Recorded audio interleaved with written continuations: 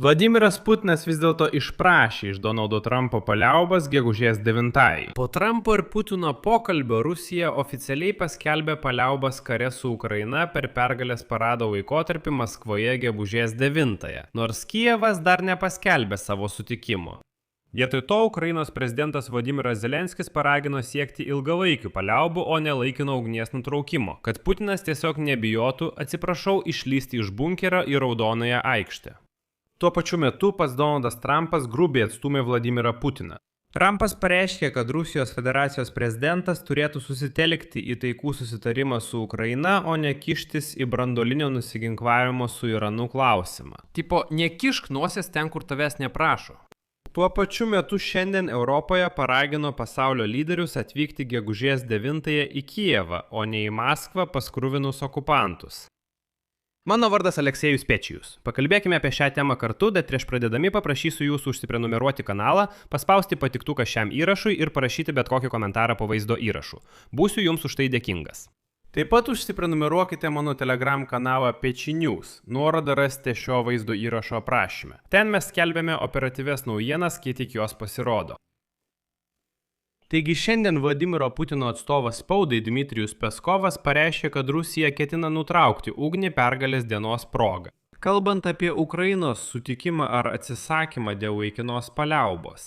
Atsakydamas į klausimą apie Ukrainos reakciją į pasiūlymą dėl paliaubų, Peskovas pažymėjo, kad, cituoju, iš esmės reakcija tam ir nereikalinga. Toliau pateiksiu tikslę Peskovo citatą. Tai yra Rusijos valstybės vadovo sprendimas ir jis bus įgyvendinamas. Tačiau žinoma, visi tikėjosi iš Kijevo režimo kažkokios reakcijos, rodančios adekvačius ketinimus. Kol kas to nėra. Iškart priminsiu, kad išvakarėse Vladimiras Putinas skambino Trumpui ir verkšlendamas skundėsi, kad Ukraina atakuoja agresoriaus šalies naftos infrastruktūrą. Ir jam net baisu rengti pergalės paradą Maskvoje. Sako, tai bijau, kad siaubas. Jeigu netikite, užsukite net į Kremliaus svetainę. Ten yra jo padėjėjo Ušakovo žodžių išklotinė po derybų su Trumpu. Ir ten tiesiogiai pasakyta, kad Vladimiras Putinas skundėsi Donaldui Trumpui, verkė jam ant peties ir sakė, blemba, mane skriaudžia ukrainiečiai. Įsivaizduoji, jie puola mano miestus. Aš pradėjau karą prieš Ukrainą, o ukrainiečiai puola mano naftos objektus. Galiausiai Trumpas pareiškė, kad pasiūlė rusų lyderiui trumpas paliaubas. Kremlius savo ruožtų pranešė, kad Putinas pasakė Trumpui apie pasirengimą paskelbti laikiną ugnies nutraukimą Ukrainoje gegužės 9 pagal Velykų paliaubų pavyzdį. Ir štai, pasak Rusijos federacijos prezidento padėjėjo Jurijaus Ušakovo, Trumpas palaikė šią iniciatyvą. Savo ruožtų Zelenskis pažymėjo, kad Ukraina pasisako už ilgalaikės paliaubas, o ne už ugnies nutraukimą kelioms valandoms, kad Maskvoje būtų galima surengti paradą. Toliau Zelenskio citata. Mūsų pasiūlymas nutraukti ugnį ilgam laikui, užtikrinti patikimą žmonių saugumą ir ilgalaikę taiką. Ukraina pasirengusi dėl to dirbti bet kokiu tinkamu ir veiksmingu formatu. Na ir čia pažymėsiu, kad pergalės dienos, gegužės 9-osios, paliaubos, jei dėl jų bus susitarta, jau bus trečiosios nuo metų pradžios. Pirmasis susijęs su smūgiais energetikos objektams ir buvo paskelbtas nuo sausio 25 iki vasario 1 dienos Donaldo Trumpo. O po jo pabaigos Trumpas pareiškė, kad Putinas laikėsi žodžio ir neva nesmūgiavo Ukrainos energetikai stiprių šalčių laikotarpiu. Nors tai nėra tiesa. Dėl antrosios paliaubos Maskva ir Kijevas susitarė per Velykų šventimo laikotarpį. Nuo balandžio 11 iki 12 dienos pabaigos. Praėjusiais metais Vladimiras Putinas taip pat siūlė paliaubas pergalės dienos proga, tačiau tuomet Zelenskis atmetė šį pasiūlymą. Na, o išvakarėse paaiškėjo, kad pergalės paradas Maskvoje pirmą kartą nuo 2007 metų vyks be karinės technikos kolonos. Kremlius paaiškino, kad sprendimas atšaukti dalį parado susijęs su teroristinė grėsmė iš Kijevo pusės. Na, būtent. Ir dėl to Vladimiras Putinas skundėsi Donaldui Trumpui kaip apgailėtinas berniukas. Tiesiog toks gatvės berniokas nudėgo skūstis ir sakyti, Doni, prašau, padaryk ką nors, mane skriaudžia Zelenskis, mane skriaudžia Ukraina.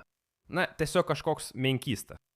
Na, o dabar formaliai Kremlius bando tai pateikti kaip taikos iniciatyvą, tačiau už to slypi siekis tiesiog apsaugoti Maskvą vieno iš svarbiausių metų propagandinių renginių metu. Ir šio klausimu pacituosiu Ukrainos užsienio reikalų ministrą Andrejų Sibigą. Kodėl ne dabar? Kam laukti iki gegužės 8-osios? Jei Rusija iš tikrųjų nori taikos, ji turi nedelsdama nutraukti ugnį. Ukraina pasirengusi palaikyti visišką ugnies nutraukimą ir ragina Rusiją paskelbti jį nedelsiant, pavyzdžiui, 30 dienų laikotarpį, o ne vien tik dėl parado Maskvoje. Bet būkime realistai, Kremliuje po paskutinių Ukrainos atakų tame pačiame Tuapse labai išsigando, net karinę techniką į Raudonąją aikštę išvaryti. Visų pirma, Rusijos armija per karo su Ukraina metus patyrė didelių nuostolių šarvuotoje technikoje ir artilerijoje. Antra, Maskva vis labiau bijo Ukrainos tolimojo nuotolio dronų, kurie jau nekartą pasiekė svarbius objektus giliai Rusijos federacijos užnugaryje. Todėl ši laikina ugnies nutraukimo pauzė galėtų sumažinti smūgių riziką Rusijos sostiniai. Per Kremliui simbolinį renginį – pergalės paradą. Be to, tokia pauzė suteiktų Rusijos kariuomenei laiko persigrupuoti, suremontuoti techniką, atgabenti amuniciją ir sustiprinti pozicijas po varginančių kovų. Politiškai Vladimiras Putinas bando veikti diplomatinėje arenoje. Siūlydamas šias paliaubas būtent per Donaldą Trumpą, Putinas siekia parodyti save esą pasirengusi paliauboms. Jeigu Kijevas atsisakys trumpos pertraukos, Maskva žinoma bandys pateikti Ukrainą kaip pusę, kuri nenori taikos. Štai aš įsitikinęs, jie jau tai transliuoja, kad mes esame pasirengę paliauboms, o Ukraina nenori taikos. O Ukraina sako, tai visiškai nutraukime ugnį. Ko jūs norite? Jūs tiesiog siūlote mums nutraukti ugnį vienai dienai tam, kad Vladimiro Putino užpakalis būtų saugus ir jis nebijotų išlysti į Raudonąją aikštę? Tik dėl to?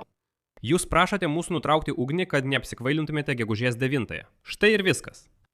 Kremlius jau daugelį metų sieja karą prieš Ukrainą su šiuo mitu apie kovą su nacizmu. Tačiau šiemet Maskvai situacija atrodo mažiau palanki.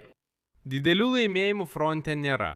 Pats karinis paradas Raudonojoje aikštėje bus sumažintas, o Rusijos miestus dabar gaubia tiršti juodi dūmai po Ukrainos atakų. Ir štai tokiame fone Putinui svarbu išvengti nesėkmių, šventimas Maskvoje ir tuo pačiu metu sukurti taikdario vedančio derybas su Vašingtonu įvaizdį.